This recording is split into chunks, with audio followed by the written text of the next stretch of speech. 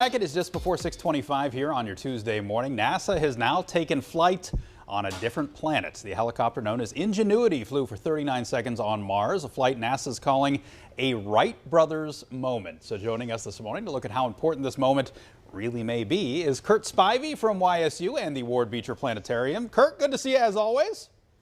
Good morning, Steve. So obviously this is cool. I think we could admit that. But in general, how big of a deal are these 39 seconds for NASA?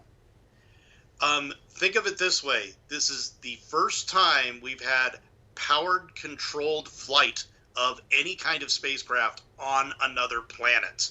This is a big deal.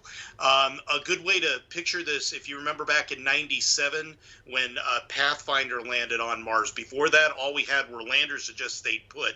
Then Pathfinder had Sojourner that rolled off, and it didn't go very far, but this is that same type of thing. Ingenuity is a proof of concept mission for NASA.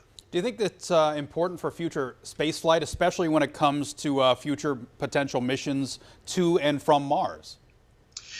Yes, this was tricky because Mars's atmosphere is only 1% of what we have here on Earth. So the rotors have to turn really, really fast, and this is really, really light. So there's not actually any science to be done on this. They just put a few cameras on it. It only weighs 4 pounds, so they were sure they could get it off.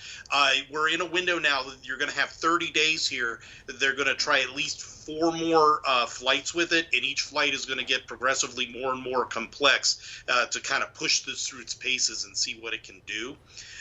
But NASA is already working on future missions, not just to Mars. There is a mission in the works to go to Saturn's moon Titan, which has the most Earth-like atmosphere of any body in the solar system, and they're working on a drone for that called Dragonfly right now. And what they learned from Ingenuity, they're going to apply to Dragonfly. How difficult is the science then behind this? Just knowing, I mean, you're literally flying on a Martian planet. So this is you mentioned the atmosphere being different, gravity's different. Everything is different than the elements and the situation we have on Earth, right? Correct, and you can't really run this like you could a drone on Earth because we're 100 million miles away from Mars. They have to go, okay, we want you to do this, this, this, and this. And it doesn't have a radio on it. They can't talk directly to Ingenuity. They talk to Perseverance, which sends the signals to Ingenuity. When Ingenuity is done, it sends the signals back to Perseverance, then back to Earth. So they have to do all this pre-programming ahead and then see what happens once they do that. Now, obviously, this is, relatively speaking, a smaller piece to the mission. The rover itself is the main thing here. So what are the big parts of this mission that you've been keeping your eye on and will continue going forward?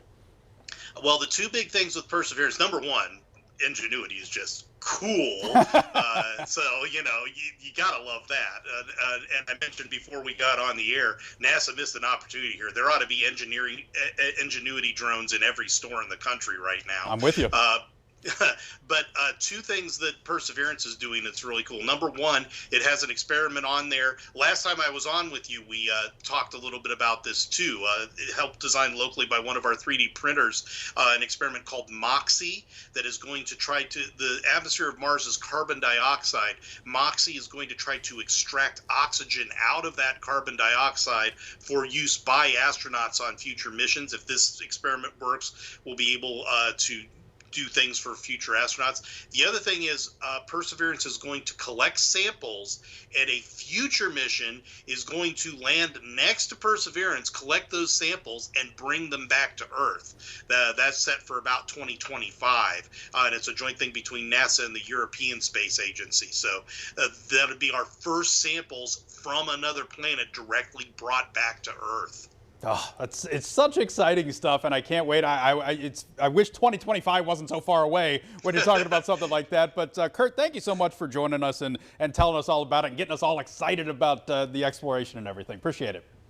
That's the beauty of astronomy. Everything, there's always something new to learn. Absolutely, and we will continue to learn. Kurt, thanks again. Appreciate it. All right, now we'll go to the science of meteorology, and unfortunately, it's telling us that we're going to get some snow tomorrow. Yeah, I'm going to need some space